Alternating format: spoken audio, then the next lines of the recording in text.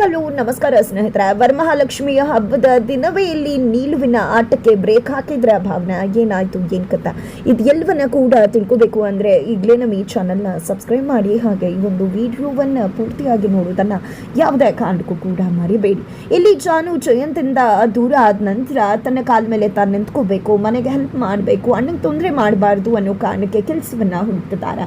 ಕೆಲಸಕ್ಕೆ ಎಲ್ಲಿ ಹೋದ್ರು ಕ್ವಾಲಿಫಿಕೇಶನ್ ಆಗಿದೆ, ಇಷ್ಟು ವರ್ಷ ಯಾಕೆ ಕೆಲಸ ಮಾಡಿಲ್ಲ ಅನ್ನೋ ಕಾರಣದಿಂದ ಆಕೆಗೆ ಎಲ್ಲೂ ಕೂಡ ಕೆಲಸ ಸಿಗ್ತಿಲ್ಲ. ಇದರ ನಡುವೆ ಜಯಂತ್ ಕೂಡ ಜಾನು ಹಿಂದೆ ಬಿದ್ದಿದ್ದಾರೆ. ತಾನು ಹೆಲ್ಪ್ ಮಾಡ್ತೀನಿ, ನಾವಿಬ್ರು ಮತ್ತೆ ಜೊತೆ ಆಗೋಣ, ತಪ್ಪನ್ನ ಕ್ಷಮಿಸಿ, ಒಪ್ಕೊಳ್ಳಿ ನನ್ನನ್ನ ಅಂತ ಹೇಳಿ ಪೀಡಿಸ್ತಾರೆ. ಬಟ್ ಜಾನು ಮಾತ್ರ ಯಾವುದೇ ಕಾರಣಕ್ಕೂ ಒಪ್ಕೊಳ್ಳೋದಕ್ಕೆ ಸಾಧ್ಯನೇ ಇಲ್ಲ ಅಂತ ಹೇಳಿ ಡಿಸೈಡ್ ಮಾಡ್ಬಿಟ್ಟಿದ್ದಾರೆ.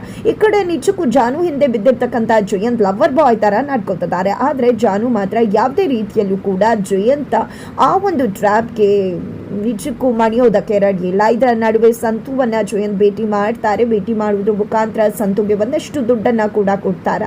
ಇಲ್ಲಿ ಜಾನುಗೆ ಕೆಲಸ ಸಿಗಬಾರ್ದು, ಆ ರೀತಿ ನೋಡ್ಕೋಬೇಕು, ಜೊತೆಗೆ ಎಲ್ಲಿ ಹೋದ್ರು ಎಲ್ಲ ಇನ್ಫಾರ್ಮೇಶನ್ಸ್ ನ ಕೂಡ ಕೊಡ್ಬೇಕು ಅಂತ ಹೇಳ್ತಿದ್ದಾರೆ.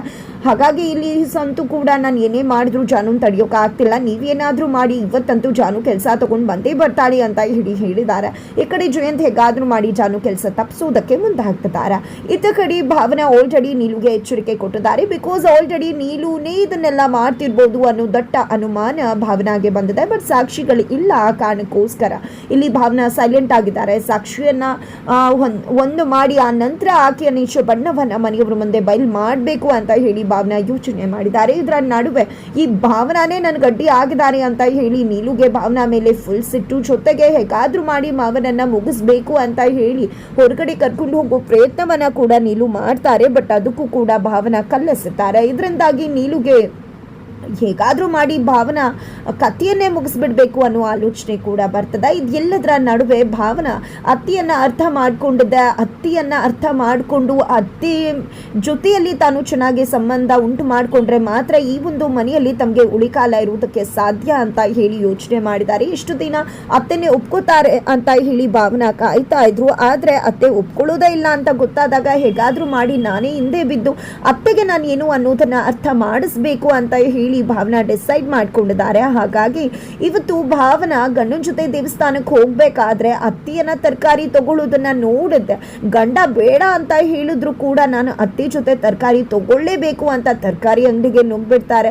ಅಲ್ಲಿ ಅತ್ತಿ ಮನಸ್ಸನ್ನ ಒಲಿಸುವುದಕ್ಕೆ ಟ್ರೈ ಮಾಡ್ತಿದ್ದಾರೆ, ತಮಾಷೆ ಮಾಡ್ತಿದ್ದಾರೆ, ರೇಗಿಸ್ತಿದ್ದಾರೆ. ಇಲ್ಲಿ ಅತ್ತೆ ಬೇಡ ಅಂತ ಹೇಳಿದ್ರು ಕೂಡ ಭಾವನಾ ಕೇಳ್ತಾನೆ ಇಲ್ಲ. ಜೊತೆಗೆ ನೀವು ದಪ್ಪ ಮೆಣಸಿನ್ಕಾಯಿ ಇದ್ದಂಗೆ ನನ್ನನ್ನ ಘಾಟಿ ಮೆಣಸಿನ್ಕಾಯಿ ಅನ್ಕೊಂಡ್ಬಿಟ್ಟಿದ್ರ, ಆದ್ರೆ ನಾನು ಕೂಡ ತುಂಬಾ ಸಾಫ್ಟ್ ಇರೋ ಮೆಣಸಿನ್ಕಾಯಿ ಅತ್ತೆ ಅಂತ ಹೇಳಿ ರೇಗಿಸ್ತಿದ್ದಾರೆ. ಹೀಗೆ ಮಾತಾಡ್ತಾ ಇದ್ರೆ ಇಲ್ಲಿ ಸುಮ್ಮನೆ ಇದ್ಬಿಡು ಅಂತ ಹೇಳ್ತಿದ್ದಾರೆ ಹೊರತು ಅಷ್ಟಾಗಿ ಅತ್ತೆ ಏನು ಅಷ್ಟ ಕೋಪ ಮಾಡ್ಕೋತಿಲ್ಲ. ನಂತರ ಇಲ್ಲಿ ಅಮ್ಮ ಹೊರಗಡೆ ಇದೀವಿ ಅನ್ನೋ ಕಾರಣಕ್ಕೆ ಈ ರೀತಿ ಸೆಟ್ ಮಾಡ್ಕೋತಿಲ್ಲ. ಈ ಮೇಡಮ್ಗೆ ಏನಾಗಿದೆ ಇವತ್ತಪ್ಪ ಅಂತ ಸಿದ್ದು ಯೋಚನೆ ಆಗ್ಬಿಟ್ಟಿದೆ. ಈ ಕಡೆ ಅಮ್ಮ ಮನೆಗೆ ಹೋಗೋದಕ್ಕೆ ಕಾರಲ್ಲಿ ಕೂಡ ಬಂದಿಲ್ಲ, ನಿಮ್ಮಪ್ಪ ಯಾವಾಗ್ಲೂ ಮನೇಲಿ ಇರ್ತೀಯ ಅಂತ ಹೇಳ್ತಾರೆ, ಹಾಗಾಗಿ ವಾಕಿಂಗ್ ಆಗತ್ತೆ ಅಂತ ಹೇಳಿ ನಡ್ಕೊಂಡೇ ಬಂದೆ ಅಂತ ಹೇಳಿದಾಗ ಈಗ ನಾನು ಕೂಡ ಅತ್ತೆ ಜೊತೆ ಹೋಗ್ತೀನಿ, ನೀವು ಹೋಗಿ ಅಂತ ಸಿದ್ದುವನ್ನ ಭಾವನಾ ಕಳಿಸ್ಬಿಡ್ತಾರೆ. ನಂತರ ಅತ್ತೆ ಕ್ಯಾಬ್ ಬುಕ್ ಮಾಡ್ಲಾ ಅಂದಾಗ ಬೇಡ ನಾನು ಆಟೋದಲ್ಲೇ ಹೋಗ್ತೀನಿ ಅಂತ ಅತ್ತೆ ಹೇಳಿದಾಗ ಸರಿ ಆಯ್ತು ಬಿಡಿ ಅತ್ತೆ, ಆಟೋನೇ ಬುಕ್ ಮಾಡ್ತೀನಿ ಅನ್ನೋಷ್ಟರಲ್ಲಿ ಆಟೋ ಬರುತ್ತೆ. ಆಟೋಗೆ ಹತ್ಕೊಂಡ್ಬಿಡ್ತಾರೆ ಅತ್ತೆ ನಾವಿಬ್ರು ಒಂದೇ ಮನೆಗೆ ಹೋಗ್ತಿದೀವಲ್ಲ, ನಾನು ಇದೇ ಆಟೋದಲ್ಲಿ ಕುಳ್ಕೋತೀನಿ ಅತ್ತೆ, ನಾನು ಆಲ್ರೆಡಿ ಸಿದ್ದು ಅವ್ರಿಗೆ ಮಾತು ಕೊಟ್ಟಿದ್ದೇನಲ್ವಾ ನಿಮ್ಮನ್ನ ಸೇಫ್ ಆಗಿ ಮನೆಗೆ ಕರ್ಕೊಂಡು ಹೋಗ್ತೀನಿ ಅಂತ. ಈಗೇನಾದ್ರೂ ಕರ್ಕೊಂಡು ಹೋಗಿಲ್ಲ ಅಂದ್ರೆ ಅವ್ರು ಬೇಜಾರು ಮಾಡ್ಕೊಳ್ಳಲ್ವಾ, ಸ್ವಲ್ಪ ಸರಿರಿ ಅತ್ತೆ ಆ ಕಡೆ ಅಂತ ಹೇಳಿ ಅತ್ತೆ ಪಕ್ಕದಲ್ಲೇ ಕುತ್ಕೊಂಡು ಮನೆಗೆ ಬರ್ತಾರೆ. ಮನೆಗೆ ಬರ್ತಿದ್ದಾಗನೆ ಇಲ್ಲಿ ಭಾವನಾನೇ ದುಡ್ಡು ಕೊಡ್ತಾರೆ. ಅತ್ತೆ ಕೊಡ್ತೀನಿ ಅಂದ್ರು, ನೀವು ಅಲ್ಲಿ ಕೊಟ್ಟಿದ್ರ ಅಲ್ವಾ ತರಕಾರಿ ಅಂಗಡಿಲಿ, ನಾನು ಇಲ್ಲಿ ಕೊಡ್ತೀನಿ ಅಂತ ಹೇಳಿ ಕೊಡ್ತಾರೆ. ನಂತರ ನಿನ್ಗೆ ಏನಾಗಿದೆ ಅಂತ, ಈ ರೀತಿ ನನ್ನ ಹಿಂದೆನೆ ಬಿದ್ದಿದ್ಯಾ ಇವತ್ತು, ನಿನ್ಗೇನು ಆಗಿದೆ ಅಂತ ಅತ್ತೆ ಹೇಳ್ತಿದ್ದಾರೆ. ನನ್ಗಂತೂ ಸಿಟ್ಟು ಬಂದ್ರೆ ಏನ್ ಮಾಡ್ತೀನೋ ಗೊತ್ತಿಲ್ಲ ಅಂದಾಗ ಏನಾದ್ರೂ ಮಾಡ್ರಿ ಅತ್ತೆ ನೀವು, ನಾನು ಎಲ್ಲವನ್ನ ಕೂಡ ಸಹಿಸ್ಕೋತೀನಿ, ನೀವು ಬೈಯೋದಕ್ಕೆ ಇರೋದು ನಾನು ಬಯಸ್ಕೊಳ್ಳೋದಕ್ಕೆ ಇರೋದು, ಅದ್ರಲ್ಲಿ ಏನಿದೆ, ನೀವು ಬೈತಾ ಇದ್ರೆ ನಂಗೆ ಖುಷಿನೇ ಆಗತ್ತೆ ಅತ್ತೆ ಅಂತ ಹೇಳಿ ಭಾವನಾ ಹೇಳಿದಾಗ ಇವ್ರಿಗೇನು ತಲೆ ಕೆಟ್ಟೋಗ್ಬಿಟ್ಟಿದೆ ಅಂತ ಅನ್ಕೊಂಡು ಒಳಗಡೆ ಹೋಗೇ ಬಿಡ್ತಾರೆ ಅತ್ತೆ. ನಂತರ ಸಿದ್ದು ಹಿಂದೆನೆ ಬರ್ತಿರ್ತಾರೆ. ಏನಾಯ್ತು ಮೇಡಮ್ ನಿಮಗೆ, ಯಾಕೆ ರೀತಿ ಆಡ್ತಿದ್ರ ಅಂದಾಗ ಏನಿಲ್ಲ ಸಿದ್ದು ಅವ್ರೆ, ನಾನು ಹೇಳಿದೆ ಅಲ್ವಾ, ಅರ್ಥ ಮಾಡ್ಕೊಳ್ಳಿ, ನಾನು ಅತ್ತೆನ ಹೋಲಿಸ್ಕೊಂಡ್ರೆ ಮಾತ್ರ ನಾವು ಈ ಮನೆಯಲ್ಲಿ ನೆಮ್ಮದಿ ಆಗಿರೋದಕ್ಕೆ ಸಾಧ್ಯ. ಅತ್ತೆ ನನ್ನ ಒಪ್ಕೋತಾರೆ ಅಂತ ಕಾದೆ, ಬಟ್ ಒಪ್ಕೋತಾ ಇಲ್ಲ. ಹಾಗಾಗಿ ನೋಡ್ತಾ ಇರಿ ಅತ್ತೆ ಮನಸ್ಸನ್ನ ಹೇಗೆ ಗೆಲ್ತೀನಿ ಅಂತ, ನಾನೇನು ಅನ್ನೋದನ್ನ ಅವ್ರಿಗೆ ಅರ್ಥ ಮಾಡಿಸ್ತೀನಿ ಅಂತ ಹೇಳಿ ಭಾವನಾ ಕೂಡ ಅಲ್ಲಿಂದ ಹೋಗ್ತಾರೆ.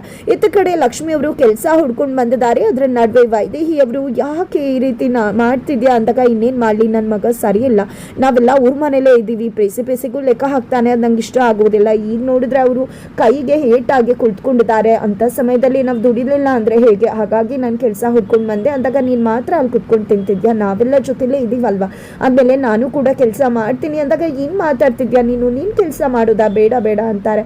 ಯಾಕೆ ರೀತಿ ಮಾತಾಡ್ತಿದ್ಯಾ, ಯಾಕೆ ನಾನು ನಿನ್ನ ಗೆಳತಿ ಅಲ್ವಾ ಅಂದಾಗ ಈಗ ತಾನೇ ಹುಷಾರಾಗ್ತಿದ್ಯಾ ನೀನು, ಏನೂ ಬೇಡ, ಆಮೇಲೆ ವೆಂಕಿ ಬೇಚೂರು ಮಾಡ್ಕೋತಾನೆ ಅಂತ ಲಕ್ಷ್ಮಿ ಹೇಳ್ತಾರೆ. ಏನು ಮಾತಾಡ್ತಿದ್ಯಾ ಲಕ್ಷ್ಮಿ, ನನ್ನ ಮಗ ನನಗಿಂತ ನಿನ್ನನ್ನು ಜಾಸ್ತಿ ಇಷ್ಟಪಡ್ತಾನೆ, ನಮ್ಮನ್ನು ನೋಡ್ಕೋಬೇಕಂತ ಅಲ್ವಾ ಶಾಪ್ ಇಟ್ಟಿರೋದು, ನಿನ್ನ ಮಗಳು ನನ್ನನ್ನು ಜಯಂತ ಕಪಿಮುಷ್ಟಿಯಿಂದ ಬಿಡಿಸಿದ್ದಿನಾನೇ ನಾನು ಆರಾಮಾಗಿದ್ದೀನಿ, ಯಾಕೆ ನಾನು ನಿನ್ನ ಗೆಳತಿ ಅಲ್ವಾ, ಹೆಸ್ರಿಗೆ ಮಾತ್ರ ಗೆಳತಿನ ಅಂತ ಹೇಳಿದಾಗ ಅದು ಹಾಗಲ್ಲ, ಇವಾಗಲೇ ನಿನ್ನ ಋಣ ನನ್ನ ಮೇಲೆ ತುಂಬ ಇದೆ, ಇವತ್ತು ನಾನು ಮುತ್ತೈದೆತನದಿಂದ ಇದ್ದೀನಿ ಅಂದರೆ ಅದಕ್ಕೆಲ್ಲ ಕಾರಣನೇ ನೀನು ನಿನ್ನ ಗಂಡ ಅಂದಾಗ ಅವತ್ತಾಗಿದ್ದನ್ನು ಇವತ್ತಿಗೂ ಕೂಡ ಮಾತಾಡ್ತೀಯಲ್ಲ ಲಕ್ಷ್ಮಿ, ಇಬ್ರು ಕೂಡ ಹೋಗಿ ದುಡಿಯೋಣ ಅಂತ ಹೇಳಿ ಒಪ್ಪಿಸ್ತಾರೆ.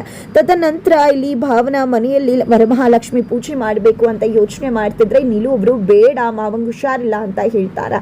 ಆದರೆ ಇಲ್ಲಿ ವರಮಹಾಲಕ್ಷ್ಮಿ ಪೂಜೆ ಮಾಡಲೇಬೇಕು, ಒಳ್ಳೇದಾಗತ್ತೆ ಅಂತ ಕೂಡ ಭಾವನಾ ಹೇಳಿದಾಗ ಅತ್ತೆ ಬಂದು ಹೌದು ಇವತ್ತು ನಾವು ಇಷ್ಟು ಚೆನ್ನಾಗಿದ್ದೀವಿ ಅಂದರೆ ಅದಕ್ಕೆ ಕಾರಣ ದೇವಿನ, ಅಂಥ ದೇವಿಯನ್ನೇ ನಾವು ಪೂಜಿಸಲಿಲ್ಲ, ಹಬ್ಬ ಮಾಡಲಿಲ್ಲ ಅಂದರೆ ಹೇಗೆ, ಖಂಡಿತವಾಗ್ಲೂ ವರಮಹಾಲಕ್ಷ್ಮಿ ಮಾಡೋಣ ಅಂತ ಹೇಳ್ತಾರೆ. ಈ ಕಡೆ ಮಾವ ಕೂಡ ಅದಕ್ಕೆ ಒಪ್ಕೋತಾರೆ. ಫೈನಲಿ ನೀಲು ಅವ್ರಿಗೆ ಫುಲ್ ಸಿಟ್ಟು ಬಂದ್ಬಿಡುತ್ತೆ, ಯಾಕಂದ್ರೆ ಭಾವನಾ ಹೇಳಿದ ಮಾತನ್ನೇ ಒಪ್ಕೊಂಡ್ಬಿಟ್ರು ಅಂತ. ಜೊತೆಗೆ ಆ ಒಂದು ಪೂಜೆ ಜವಾಬ್ದಾರಿಯನ್ನ ಕೂಡ ಇಲ್ಲಿ ಭಾವನಾಗೆ ಅತ್ತೆ ಕೊಟ್ಟಿದ್ದಾರೆ. ನಿಜಕ್ಕೂ ಅದನ್ನ ಕೂಡ ನೀಲುಗೆ ಸಹಿಸೋಕ್ಕಾಗ್ತಿಲ್ಲ. ಜೊತೆಗೆ ಗೆಸ್ಟ್ಗಳು ಬರ್ಬೇಕಲ್ವಾ, ನನ್ನ ಮನೆಯವ್ರನ್ನೇ ಕರಿಬೇಕು ಅನ್ಕೊಂಡಿದ್ದೀನಿ ಅಂದಾಗ ಕರಿಯಮ್ಮ, ಆದ್ರೆ ಯಾವುದೇ ರೀತಿ ತೊಂದರೆ ಆಗ್ಬಾರ್ದು ಅಷ್ಟೇ ಅಂತ ಹೇಳಿ ಅತ್ತೆ ಹೇಳ್ತಾರೆ. ಭಾವನಾಗೆ ಫುಲ್ ಖುಷಿ ಆಗ್ಬಿಡತ್ತೆ. ಈ ಕಡೆ ನೀಲು ತುಂಬಾ ಕೋಪ ಮಾಡ್ಕೊಂಡಿದ್ದಾಗ ಅವರು ಯಜಮಾನ್ರು ಹೋಗಿದ್ದೆ, ಯಾಕೆ ಇಷ್ಟು ಕೋಪ ಮಾಡ್ಕೊಂಡಿದ್ಯಾ ಅಂದಾಗ ನನ್ನ ಮಾತೆ ಹಿರಿ ಸೊಸೆಗೆ ಬೆಲೆ ಇಲ್ಲ, ಕಿರಿ ಸೊಸೆಗೆ ಬೆಲೆ ಅಲ್ವಾ ಅಂದಾಗ ಸುಮ್ಮನೆ ಯಾಕೆ ಏನೇನೋ ಯೋಚನೆ ಮಾಡ್ತೀಯ ಅಂತ ಹೇಳಿ ಹೋಗ್ಬಿಡ್ತಾರೆ ಅವರು. ನಾನಂತೂ ಇದನ್ನೆಲ್ಲ ಸಹಿಸೋದೇ ಇಲ್ಲ, ಏನು ಮಾಡ್ತೀನಿ ನೋಡ್ತಾ ಇರಿ, ಪೂಜೆ ಕಂಪ್ಲೀಟ್ ಆಗಬಾರ್ದು ಆ ರೀತಿ ಮಾಡ್ತೀನಿ ಅಂತ ಹೇಳ್ತಿದ್ದಾರೆ. ಇದ್ದ ಕಡೆ ಭಾವನಾ ತನ್ನ ಅಮ್ಮ ಎಲ್ರಿಗೂ ಕೂಡ ಕಾಲ್ ಮಾಡಿದ್ದೆ, ನೀವು ಎಲ್ಲರೂ ಕೂಡ ಪೂಜೆಗೆ ಬರಬೇಕು ಅಂತ ಹೇಳ್ತಾರೆ. ನಿಮ್ಮ ಅತ್ತೆಗೆ ನಮ್ಮ ಕಂಡ್ರೆ ಆಗಲ್ವಲ್ಲ ಅಂದಾಗ ಅದು ಆಗ ಇದು ಹೀಗಲ್ಲ, ಈಗ ಅವೆಲ್ಲ ನಡೆಯೋದಿಲ್ಲ, ಯಾಕಂದ್ರೆ ಅತ್ತೆನೇ ಈಗ ನಿಮ್ಮನ್ನ ಕರೀರಿ ಅಂತ ಹೇಳಿದ್ದು ಅಂತ ಹೇಳಿದಾಗ ಹೌದಾ ಹಾಗಿದ್ರೆ ಅತ್ತೆ ಸೊಸೆ ಚೆನ್ನಾಗಿ ಆಗ್ಬಿಟ್ರೆ ಅಂದಾಗ ಇಲ್ಲ, ಈಗ ತಾನೇ ನನ್ನ ಅವರನ್ನ ಅರ್ಥ ಮಾಡ್ಕೊಂಡೆ, ಈಗ ಅವ್ರು ನನ್ನನ್ನು ಅರ್ಥ ಮಾಡ್ಕೋಬೇಕು ಅಂತ ಹೇಳಿ ನಾನೇ ಅವ್ರ ಜೊತೆ ಮಾತಾಡ್ಸೋದಕ್ಕೆ ಹೋಗ್ತಾ ಇದ್ದೀನಿ ಅಂದಾಗ ಒಳ್ಳೇದಾದ್ರೆ ಸಾಕು ಅಂತ ಹೇಳಿ ಮನೆಯವ್ರು ಎಲ್ಲರೂ ಕೂಡ ಆಶ್ವಸ್ತಾರೆ. ಫೈನಲಿ ವರಮಹಾಲಕ್ಷ್ಮಿ ಹಬ್ಬ ಬರುತ್ತೆ, ಭಾವನಾ ಮನೆಯವ್ರು ಎಲ್ಲರೂ ಕೂಡ ಬರ್ತಾರೆ. ಅತ್ತಿ ಮಾವ ಅವರನ್ನ ತುಂಬಾ ಚಂದನೆ ಮಾತಾಡಿಸ್ತಾರೆ, ಚೆನ್ನಾಗಿ ಸ್ವಾಗತ ಮಾಡ್ತಾರೆ. ಪೂಜೆ ಎಲ್ಲ ಆಗ್ತದೆ. ಒಂದು ಪೂಜೆಯನ್ಗೆ ಅಡ್ಡಿಪಡಿಸೋದಕ್ಕೆ ಇಲ್ಲಿ ಸಿಂಚುನ ಮುಂದಾಗ್ತಿದ್ದಾಳೆ. ಜೊತೆಗೆ ಅಲ್ಲೇ ಇರ್ತಕ್ಕಂಥ ಒಂದು ಮಗುವನ್ನ ನೀಲು ಮುಂದಾಗ್ತಿದ್ದಾರೆ. ಅಲ್ಲೇ ಇರ್ತಕ್ಕಂಥ ಒಂದು ಮಗುವನ್ನ ಸಿಂಚುನ ಇಟ್ಕೊಂಡು ಕಬೋರ್ಡಲ್ಲಿ ಕುಳಿತುಕೊಂಡಿದ್ದಾರೆ. ಇದನ್ನೆಲ್ಲ ಬೇಕು ಅಂತಾನೆ ನೀಲುನೇ ಮಾಡಿಸ್ತಿದ್ದಾರೆ. ಈ ಕಡೆ ಸಿಂಚುನ ವೀಕ್ನೆಸ್ನ ಇಟ್ಕೊಂಡು ಮನೆಯವ್ರು ಎಲ್ಲರೂ ಮುಂದೆ, ಭಾವನಾ ಮನೆಯವ್ರ ಮುಂದೆ ಅವಮಾನ ಆಗ್ತದೆ. ಇದಕ್ಕೆಲ್ಲದಕ್ಕೂ ಕೂಡ ಭಾವನಾ ಸರಿಯಾಗಿ ತಿರುಗೇಟನ್ನ ಕೊಡ್ತಾರೆ. ಸಿಂಚುನ ಕಾಪಾಡೋದಷ್ಟೇ ಅಲ್ಲ, ನೀಲುವಿನ ನಿಜ ಬಣ್ಣವನ್ನ ಕೂಡ ಬಟಾಬೈಲ್ ಮಾಡ್ತಾರೆ. ಬಟ್ ಹೇಗೆ ಎಂದು ತಿಳ್ಕೋಬೇಕು ಅಂದ್ರೆ ಮುಂದಿನ ವಿಡಿಯೋಗೆ ವೇಟ್ ಮಾಡೋದನ್ನ ಯಾವುದೇ ಕಾರಣಕ್ಕೂ ಕೂಡ ಮರಿಬೇಡಿ.